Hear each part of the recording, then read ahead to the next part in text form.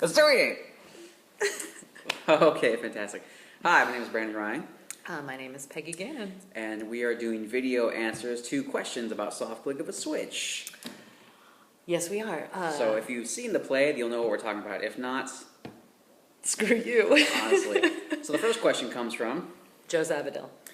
Joe Zavadil, who saw the show opening night, wants to know exactly this. What the fuck is up with the ending? What the fuck was up with the ending? Good question, Joe. Fantastic. I'm glad you asked. Thank you. Thank you. Where are you looking at, by the way? I'm looking at you, mostly. Okay, interesting. I don't know where to look at. Okay, cool. What does it look like when I'm looking at you? It looks good. Looks real good. What are you looking at right now? I'm looking at you. Okay. Looking at me. Okay. Love it. That's good then. Focus. So, the ending, for as you guys know who have seen the show,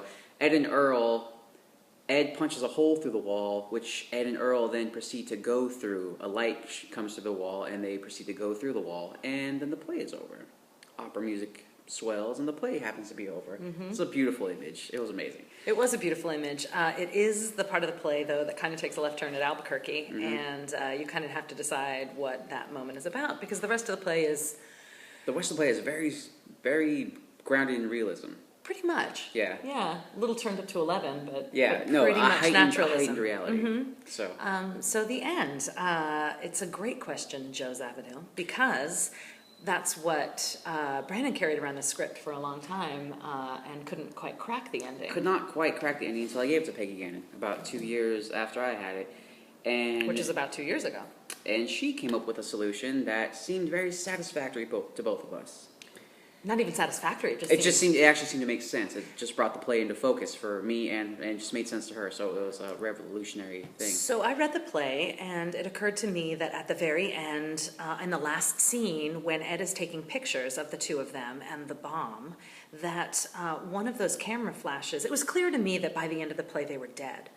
And my thought was then somewhere in that scene with the camera flashes, that one of the flashes was a simulated also explosion, so that the bomb, maybe the bomb that they were fixing on the table right then had exploded, and then they exploded and died with it. Which harkens back to an earlier scene where we actually first see Ed and Earl explode a photo mat, and that would sort of symbolize a very similar thing where that explosion represents this little tiny baby flash of an explosion, which would be representational of a bomb possibly going on. So it was clear to me that they were dead at the end, and that was the main thing. And so I brought that to Brandon, and that totally made sense to you. Mm-hmm. And then actually when Mark Fullerton auditioned for the show, that's my water, he asked to meet with us, and asked that very same question, what the fuck is up with the end? And I told him this, and he seemed to buy it. He seemed to think that that was really plausible and kind of cool, and so we went with it. And that's what we based our going forth with on the show. And then when we started rehearsals, we were in that concept, and we kept going, and we kept going, and it just... And it stopped making sense. Yeah, it just wasn't clicking. And we're about a week away from tech at this point, and it just was so clear to me when I originally had the flash... no pun intended, that I hadn't really re-examined it. And until Mark Fullerton in rehearsal was just like, basically asked in so many words that same question again. Hey, what's going on with the ending of our show? What the fuck I don't know what it means right now. So it was a great question, and we had a great conversation about it. And what we came up with was a new framework for the show. Which is something that started making sense to me throughout the very first day of rehearsal. Little bits of information throughout the show kept clicking into place differently for me, and it occurred to me, which I brought up to everyone, which we all kind of went forward with, was that maybe they're dead from the beginning. That they are dead the entire time, and that everything we see is... We associate with kind of like a Groundhog's Day scenario, where they're continuously going through this continuous loop until something very specific happens, which enables them to succeed and move forward. So Bill Murray in Groundhog Day had to learn one particular lesson, and then the days stopped repeating. So that's kind of, we were going with the Groundhog Day kind of time travel loop. So nothing that the audience could really see. I mean, it's slightly indicated throughout. So I mean, it's just two of us in the entire show. The only interaction we have with other people is voices being talked at us, so we don't interact with anyone. And so it just felt like and everything was all gloomy, and just it felt like a limbo purgatory sort of situation. that there's just these two gentlemen going through this journey together until something happens that enables them to pass on into another worldly heaven, if you will. And so something happened toward the end of the play that allowed them to finally cross over rather than have to repeat this again. And that's, of course, why the audience gets to see this version rather than one of the versions where they just have to go back to the beginning. This wasn't really a concept necessarily that I intended most or even all or even most audience members to perceive necessarily, but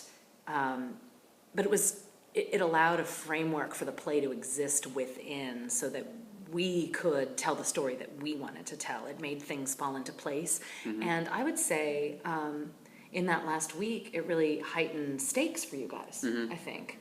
Which is stakes funny because and backstory in some ways. Which is funny because it's nothing our characters even know about. It's not like a world that the character knows that we're going through these things. It's like, it all feels kind of deja vu-y and sort of like just hazy. And so that's where we went with it, although I am definitely the first to say that part of Carter W. Lewis's genius in writing the script, I think, is that, some playwrights try to kind of director-proof their plays or actor-proof their plays. He doesn't really give any clues. He just writes it, and he's like, well, whatever. So I am the first to admit that another team could have taken this play. Obvious clues. I mean, stuff that made sense to me only because we've read the script dozens and dozens of times. Yeah, but it doesn't necessarily mean it was the right answer. Yeah, it doesn't mean the right answer at all, but it made sense to me. Yeah, not necessarily the only right answer.